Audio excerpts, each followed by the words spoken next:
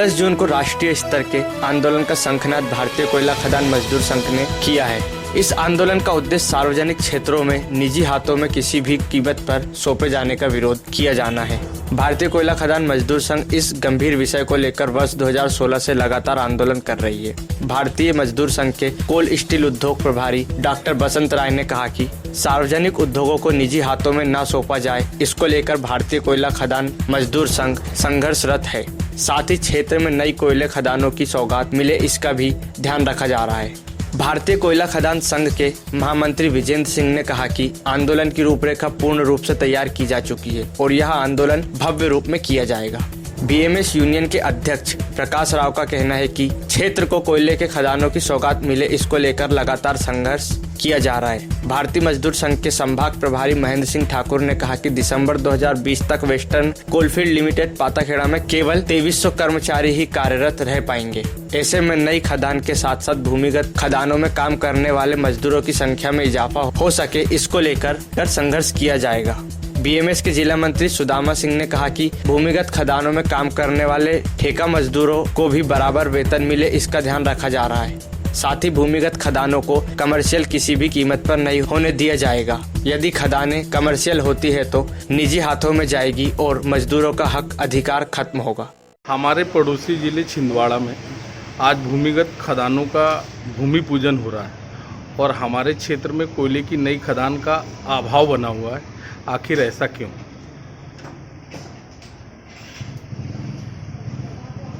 अभाव नहीं बना हुआ है। हर चीज़ जो है अपना एक समय होता है।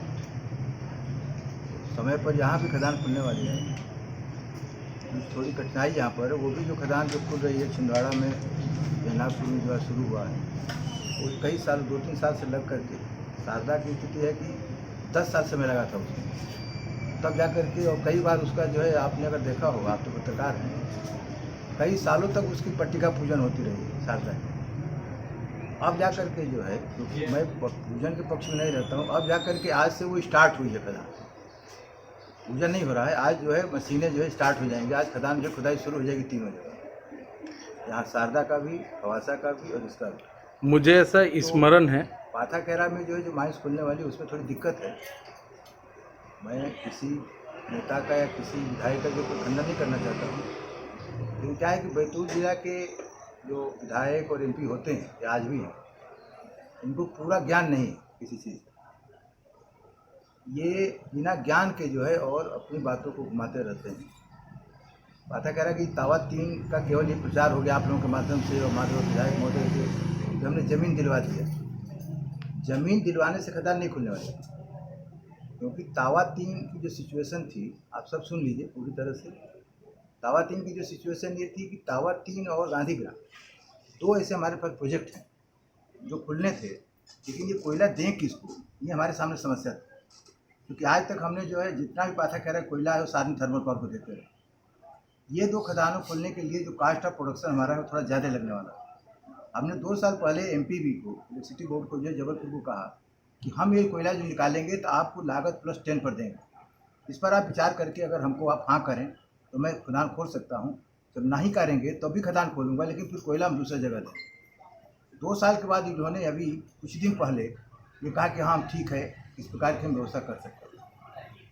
फिर अभी जो समस्या आ गई कि जो ज़मीन देने की बात आ गई, विधायक जी ने बहुत प्रचार किया कि हमने ज़मीन दिलवा दिया, ज़मीन का पैसा हो गया। ज़मीन का पैसा से नहीं सवाल है कि तावा 3 का पहले था कि तावा 2 से ही कनेक्शन था। जब कनेक्शन नहीं हो पाया, डाइट नहीं टूट पाया, तब हम तावा 3 शुरू की। लेकिन तावा 3 का जो प्रोजेक्ट है उसका रास्ता जो है गांधीग्राम से जुड़ा हुआ है। गांधीग्राम का जो प्रोजेक्ट है वो अभी जो है क्लियर नहीं है। जब तक गांधीग्राम का प्रोजेक्ट क्लियर नहीं होगा तब तक तावा 3 जो है हम खोल नहीं पाएंगे। तावा 3 ज़मीन लेने के बाद भी हम तब तक नहीं खोल पाएंगे जब तक गांधीग्राम का प्रोजेक्ट नहीं क्लियर होगा। और प्रोजेक्ट के लिए मैं प्रयास कर रहा हूँ जल्दी से जल्दी।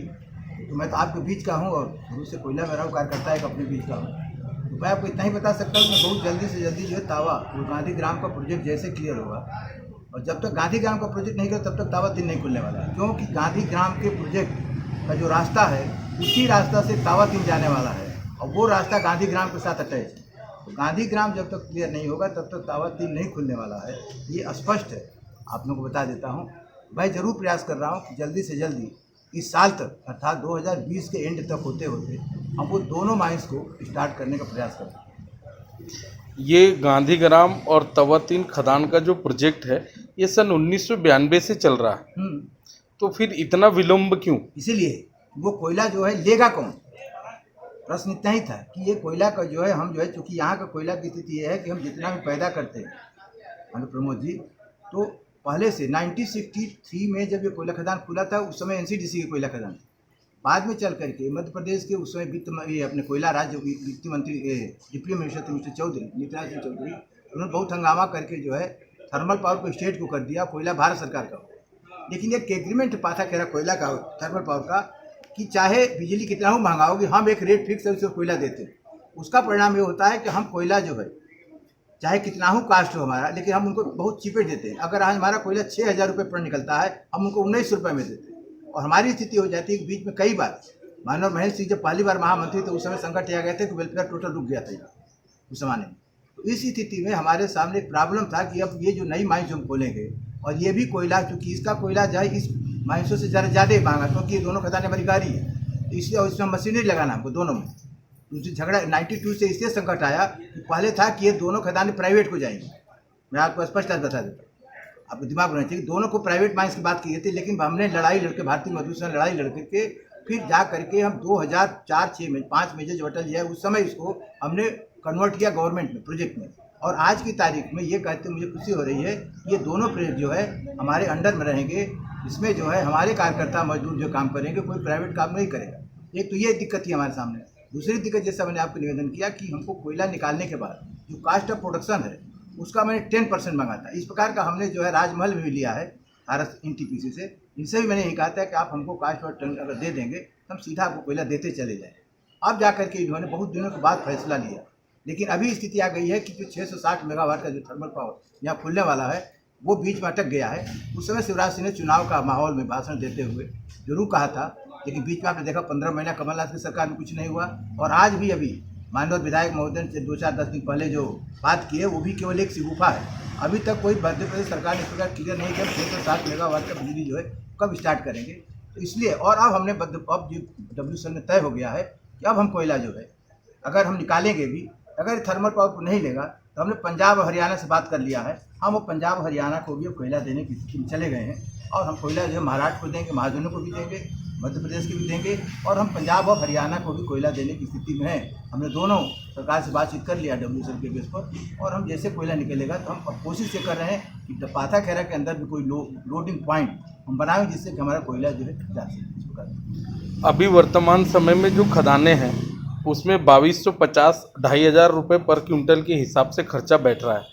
नई जो खदानें होगी उसमें कितना कास्ट हो सकता है? ना उसमें जो इससे ज़्यादा पड़ेगा, इससे जो मिनिमम जो है उसमें जो है 30% एबव पड़ेगा कास्ट पर। हाँ ये ठीक है कि उसमें जो मशीनरी ज़्यादा रहेगी, क्योंकि एक माइंस भी 3 कंटिन्यूस है, दूसरी माइंस में जो भी 3 कंटिन्यूस है माइनिंग है, और उसमें जो लेकिन वर्कर भी है, दोनों कंटिन्यूस माइनिंग के साथ अपना वर्कर होगा, डिपार्टमेंटल वर्कर काम करेगा उसमें कोई प्राइवेट और आउटसोर्सिंग नहीं है, होम मिनिस्टर से भी और बाकी सरकार के मंत्रियों से। तो हमारा धरना जो है केवल कोयला में नहीं है, पूरे देश के public sector, banking, ordnance factory सब में, क्योंकि भारत सरकार का जो नीति आई हुई है कि हमको सबको प्राइवेट करना है, तो उसके खिलाफ हम लड़ाई लड़ रहे हैं। कोयला में भी है कि जो प्राइवेटाइजेशन की बात आपके सामने चर्चा की, और एक विषय और था जो आपको बताया गया होगा हमारे लोगों की तरफ से कि CMPDI को भी जो है भारत सरकार जो है अलग करना चाहती है, इसके साथ साथ कॉमर्शियल।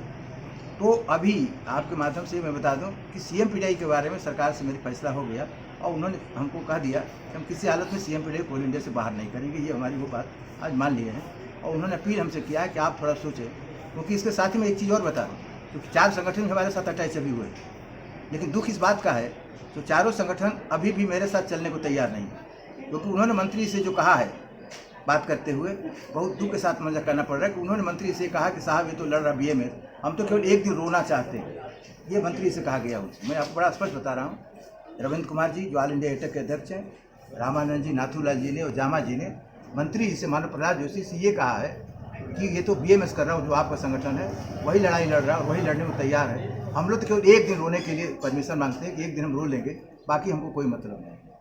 तो ये भारतीय मजदूर संघ स्वीकार नहीं है, और इसीलिए ठीक है आज साथ में रहेंगे, हम उनका स्वागत करते हैं, लेकिन भारतीय मजदूर संघ की यह लड़ाई प्रारंभ हो चुकी है और आज से शुरू हुई है। आपको पता होना चाहिए कि आज जो है सरकारी कार्यक्रम का इसका भारतीय मजदूर संघ बहिष्कार किया है, मंत्री जी के, तीनों मंत्रियों का, मुख्यमंत्री का भी, नितिन गडकरी का भी और फिर कोयला मंत्री का, तीनों कार्यक्रम को हमने बहिष्कार किया है और लिखित में बहिष्कार किया। मौखिक नहीं बहिष्कार, उनको लिखित में दे दिया, कोयला मंत्री को दे दिया, नितिन गडकरी मुख्यमंत्री को लिखित दे दिया गया है कि भारतीय मजदूर संघ आपके इस सरकारी कार्यक्रम का बहिष्कार करता है, उसका ये कारण। तो आज हम बहिष्कार की भी शुरुआत कर दिए, बहिष्कार भी कर दिए सरकार का, और हम 10 तारीख को भी करेंगे और 10 तारीख के बाद भी हमारी आगे लड़ाई जारी रहेगी। हम आगे लड़ाई तब तक जारी रखेंगे जब तक भारत सरकार अपनी पॉलिसी में टोटली चेंज नहीं करेगी, नीति चेंज नहीं करेगी, तब तक हमारी लड़ाई जारी रहेगी। हम एक दिन की लड़ाई नहीं लड़ने जा रहे हैं, हम एक दिन का नहीं करने वाले।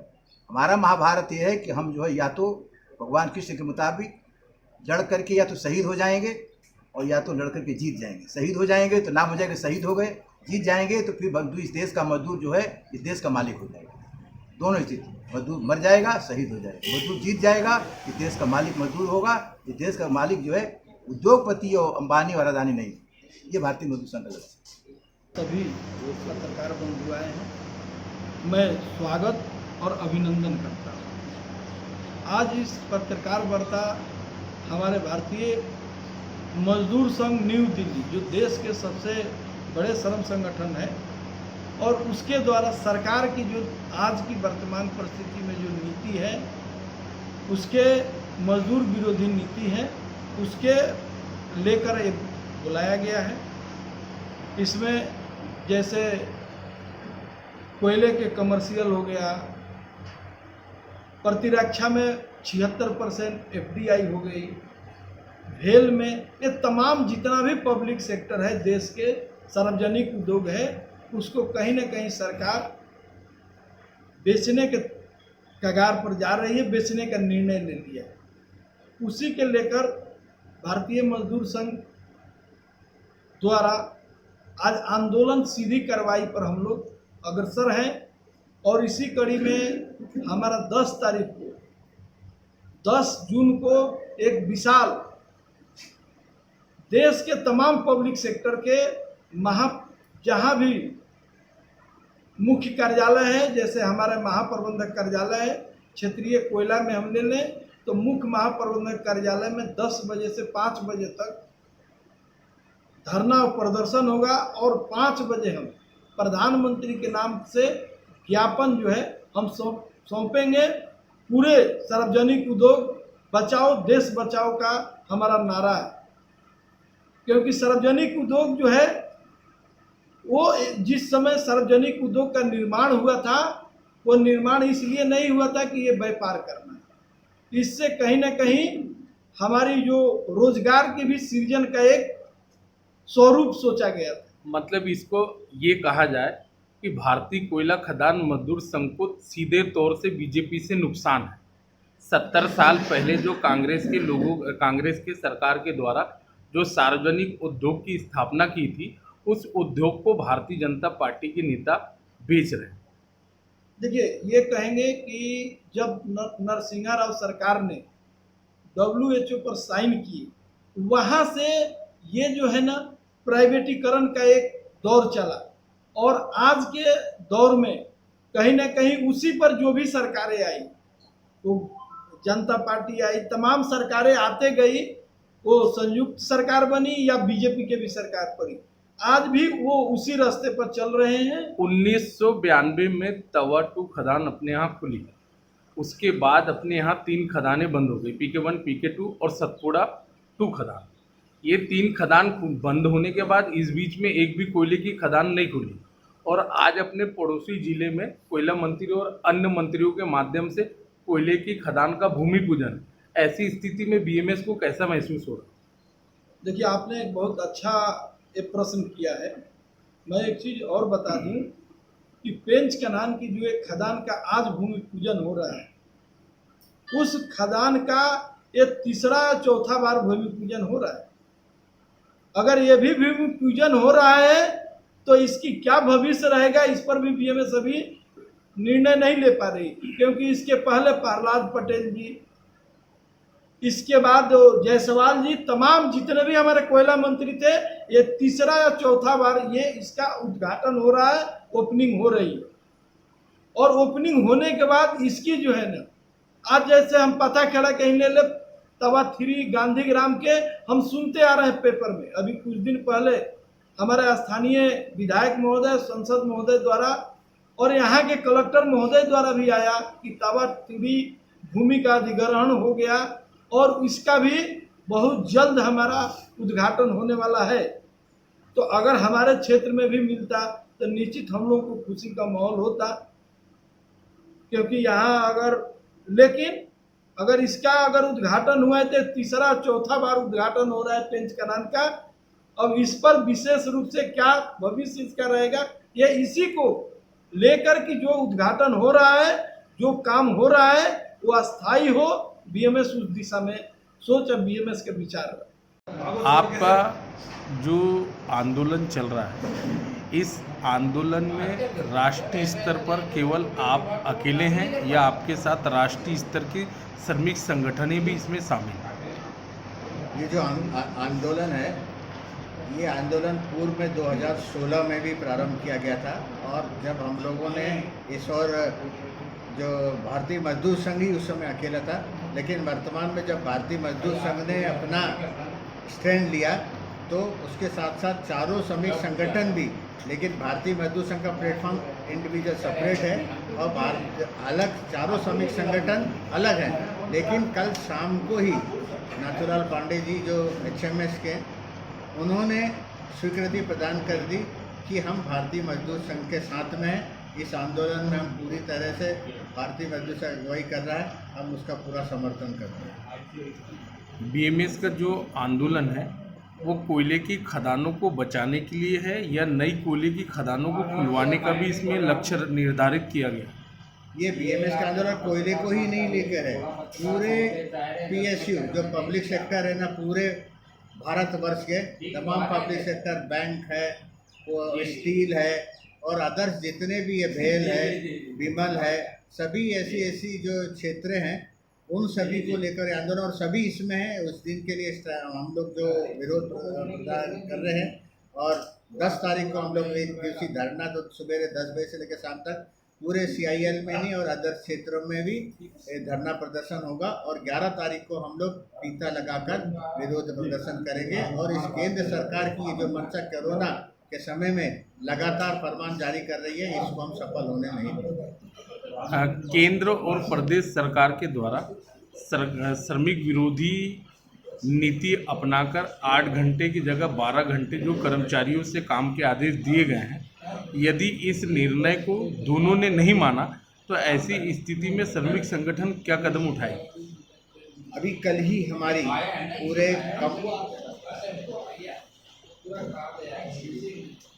कंपनी लेवल पर हम लोगों की कल बैठक हुई है। बैठक में यह निर्णय लिया गया और हमारे जो उद्योग प्रभारी हैं माननीय डॉक्टर बसंत कुमार राय जी, उन्होंने भी ये हमें ये कहा कि ये आंदोलन 10 तारीख तक ही नहीं है। अगर केंद्र सरकार इसमें और प्रदेश सरकार इसमें नहीं समझती तो ये आंदोलन भारतीय मजदूर संघ लगातार कंटिन्यूस करता रहेगा। स्थानीय कोयले की खदानों को लेकर आप लोगों की स्थिति क्या रहेगी? वर्तमान में स्थानीय कोयला खदान जो अभी खुलने वाली है तवा 3, हमारी सांसद महोदय और विधायक महोदय से चर्चा हुई थी। विधायक महोदय भी काफ़ी ये करने के पश्चात, मेहनत करने के पश्चात अभी ये निर्णय में आया कि शायद वो अविलंब खुलने के कगार पर है, क्योंकि जो भी वहाँ के क्षेत्र के लोग हैं उनके क्षेत्र के लोगों से पूर्णतः चर्चा हो गई है और वहाँ जो लोगों को मुआवजा देना है वो सब तैयारी हो चुकी है और हो सकता है विगत 1 या 2 माह में ये खुलने की कगार पर है। नई खदानें खुलेगी तो नई भर्ती होगी कि नहीं? वर्तमान में कोल इंडिया का तो ये नियम है कि भर्ती की ओर वो नहीं जाएंगे, फुली मैकेनाइज में जाएंगे और जो खदानें बंद हो रही है उसी में से ही हमारे मैन पावर को वहाँ डिप्लॉय करेंगे। आपकी भूमिगत खदानों में से जो कर्मचारी हैं जो एक्सीडेंटल जिनकी मौत होती है भूमिगत खदान या सरफेस में, ऐसी स्थिति में देखकर 940 की जो धारा है उसको लेकर असमंजस की स्थिति बनी हुई है कि कर्मचारियों को के आश्रितों को नौकरी दे या नहीं दे, तो ऐसे में नई खदानों को चलाना निजी हाथों में बेहतर रहेगा कि WCL प्रबंधन के हाथों? मैं आपको बता दूँ 940 है डिपेंडेंट टू एम्प्लॉयमेंट, और खदान में जो मरने वाले हैं वो फैटल एक्सीडेंट, वो दोनों अलग अलग है। खदान में फैटल एक्सीडेंट वालों को 100% उनको नौकरी दिया जा रहा है, और वर्तमान में 940 के तहत भी डिपेंडेंट टू एम्प्लॉयमेंट को ही नौकरी दिया जा रहा है। और जो अभी वर्तमान में नई खदानें गवर्नमेंट ऑफ इंडिया खोल रही है CIL के साथ मिलके, उसमें हमारे ही कामगार कर्मचारी काम करेंगे।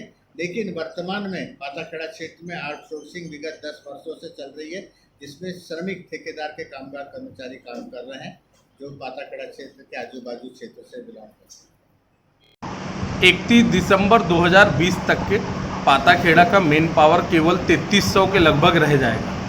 ऐसी स्थिति में खदान और कर्मचारी दोनों को बचाने के लिए BMS की क्या नीति होगी? भारतीय मजदूर संघ के द्वारा हमेशा से ये प्रयास रहा है कि उद्योग फले फूले। हमारे नारे में ही है कि पहले राष्ट्र हित, फिर उद्योग हित, फिर श्रमिक हित। आपने सही कहा है कि बहुत दिन से चूँकि नियुक्तियां नहीं हुई हैं, इसलिए मैन पावर धीरे धीरे कम होता जा रहा है। लेकिन वर्तमान में एक खदान तवा 3 बहुत जल्दी आपको 1-1.5 महीने के अंदर ओपनिंग हो जाएगी उसकी, और वह खदान प्रारंभ हो जाएगी। जिस तरीके से बारजू में आपके पंचगनान में शारदा हो रही है, नागपुर एरिया में अदाशा हो रही है, इसी तरह पाताखेड़ा में भी बहुत जल्दी तवा 3 माइन खुलने की हमको पूरी की पूरी उम्मीद है, और जिसकी सहमति भी प्राप्त हो चुकी है। क्षेत्र की खदानें यदि कमर्शियल होगी तो इससे मजदूरों को क्या नुकसान उठाना पड़ सकता है? देखिए, काम तो मजदूर ही करता है, चाहे कमर्शियल हो चाहे नॉन कमर्शियल हो। लेकिन क्या है, जब नॉन कमर्शियल होता है, जिसको पब्लिक सेक्टर के अंतर्गत जिसको लिया जाता है, उसमें उसके मजदूरों की वेलफेयर की सुविधा और उसके अच्छे वेतन, उसके रहन सहन, वेलफेयर का ख्याल रखा जाता है। कमर्शियल हो जाने से प्राइवेट हाथों में चला जाएगा, और आज आप वर्तमान में देख रहे हैं कि प्राइवेट मजदूरों को 200-250 रुपया पर डे देंगे, ना किसी प्रकार की उन्हें सुविधाएं दी जाएंगी, मेडिकल सुविधाएं दी जाएंगी, ना वेलफेयर केयर की, ना सोशल सिक्योरिटी। आज हमारे यहाँ ये कम से कम ट्रेड यूनियनों ने लड़के यह तो प्राप्त किया है कि अगर हमारा कामगार किसी कारणवश हमारे बीच से स्वर्ग सिधार जाता है, तो उसके परिवार के एक आश्रित को सामाजिक सुरक्षा के अंतर्गत हम तत्काल रोजगार देते हैं। ये प्राइवेट में नहीं होगा, और कमर्शियल में कंपटीशन बढ़ेगा। इस वजह से हम भारतीय मजदूर संघ कमर्शियल माइनिंग का विरोध कर रहा है।